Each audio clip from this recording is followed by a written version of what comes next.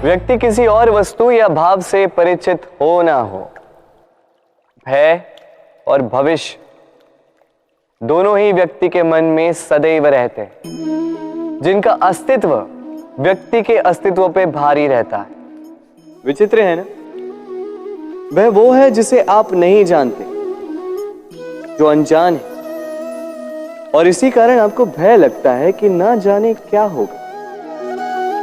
भविष्य वो है जो अब तक घटा ही नहीं, तो जो घटा ही नहीं उसके विषय में चिंता क्यों? आपके हाथ में है वर्तमान। वर्तमान के कर्म सत्य मन से कीजिए और सोचिए ये कि अपने कर्मों को और कितनी श्रेष्ठता से किया जा सकता है। इसलिए आप विश्वास कीजिए, यदि वर्तमान के कर्मों को आप सत्य मन से करोगे तो भय स्वयं ही निकल जाएगा और भविष्य का फल अवश्य ही मीठा होगा। इसलिए भय और भविष्य से डरना छोड़ दीजिए, इस वर्तमान को जी।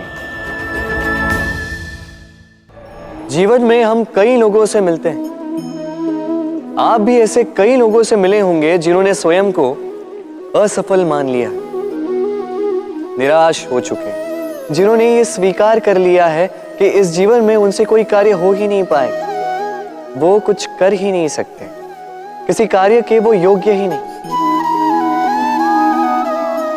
किंतु ऐसा नहीं, इस संसार में ऐसा कुछ भी नहीं है जो योग्य नहीं है।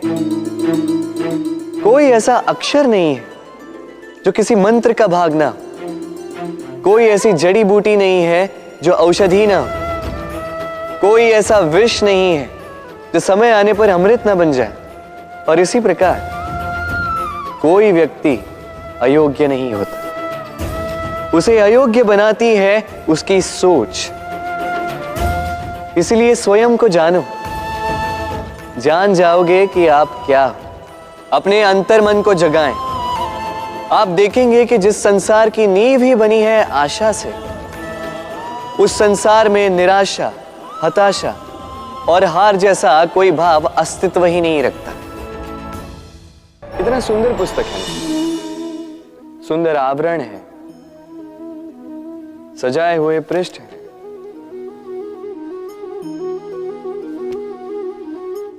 किंतु क्या ये सत्य में अद्भुत पुस्तक कहलाने की पात्र है?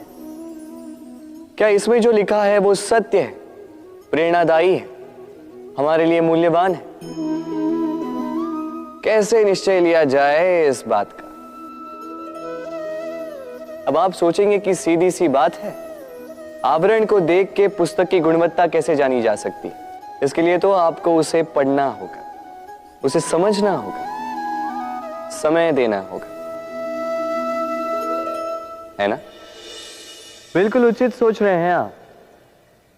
बस आश्चर्य की बात यह है कि पुस्तक के विषय में आप ये सारी बातें जानते हैं, किंतु किसी व्यक्ति के विषय में आप ये सारी बातें मन में नहीं लाते। व्यक्ति का मूल्यांकन भी उसके वस्त्रों से, उसके शारीरिक रूप से या उसकी सुंदरता से नहीं किया जा सकता। उसके लिए आपको उस व्यक्ति को पढ़ना होगा, उसे समझना होगा, उसे समय देना होगा। पर हम क्या करते हैं? पहनावे, रंग, सुंदरता को देखकर आकर्षित हो जाते हैं, उसे प्रेम समझ बैठते हैं, और आए दिन कोई ना कोई ये कहते सुनाई देता है कि उसकी प्रेम कहानी सफल नहीं हो पाई, उसे छल मिला। किंतु इसमें दोष किसी और का नहीं, स्वयं आपका है। आपने उस व्यक्ति को समय नहीं दिया, आपने उस व्यक्ति के विचार नहीं परखे। प्रेम 2 क्षण में बनने वाला पकवान नहीं है, इसका स्वाद चखने के लिए आपको जीवन भर का समय देना पड़ेगा। तो समय दीजिए, एक दूसरे के रूप से नहीं, आत्मा से जुड़ी, निश्चित ही मन प्रसन्नता से कह उठेगा, राधे राधे। हम में ऐसा कोई नहीं होगा जिसने वृक्षों को ना देखा हो, वृक्षों पे इन पक्षियों को ना देखा, इनके घोंसलों को ना देखा, इन पक्षियों को अपने छोटे छोटे बच्चों को भोजन कराते ना देखा। संसार का सबसे ममत्व वाला दृश्य होता है। चिड़िया दूर से अपनी चोंच में दाना भरकर लाती, स्वयं भोजन करने में असक्षम संतान की चोंच में डालती है, स्वयं भूखी रहकर निस्वार्थ निश्चलता से। और जब संतान के पंख निकल आते हैं, वो उसे उड़ना सिखाती और उसके पश्चात उसे स्वतंत्र कर देती है अपना जीवन जीने के लिए, इस आकाश में उड़ान भरने के लिए। और हम मनुष्य क्या करते हैं? जिस संतान को हम पंछी की भांति पालते हैं, उसके पंख निकलते ही हम उसे बांध देते हैं, ये सोच के कि कहीं वो दूर उड़कर न चली जाए। ऐसा नहीं कि इस स्थिति में माता पिता को संतान से प्रेम नहीं है, अवश्य है, किंतु इसमें प्रेम पर मोह भारी पड़ जाता है, जो स्वयं अपने और संतान के भविष्य के बीच में बाधा बन जाता है। हम ये भूल जाते हैं कि हम केवल जन्मदाता है, भाग्य विधाता नहीं। तो जब प्रेम में मोह आ जाए तो वो प्रेम नहीं, स्वार्थ बन जाता है। इसलिए प्रेम को पास रखिए और मोह को दूर, क्योंकि जिससे प्रेम करते हैं उसका विकास नहीं रोका करते। प्रेम संसार का सबसे पवित्र बंधन है, पर सच पूछो तो ये बंधन से मुक्ति है, स्वतंत्रता है।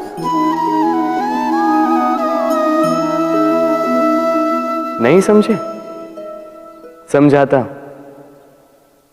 यदि कोई आपका प्रेम ठुकरा दे, यदि कोई आपका प्रेम समझ ही ना पाए, तो क्या होगा? कुछ उदास हो जाएंगे, कुछ छल करके प्रेम पाना चाहेंगे, तो कुछ बलपूर्वक प्रेम पर अधिकार करना चाहेंगे। किंतु यह आवश्यक नहीं कि जिससे आप प्रेम करते हो उसे भी आपसे प्रेम, क्योंकि प्रेम कोई वस्तु नहीं है, न राज्य है न धन जिसे आप बल से अपने वश में कर सको। प्रेम वो शक्ति है जो आपके लिए हर बंधन तोड़ सकती है, किंतु स्वयं किसी बंधन में नहीं फंसती।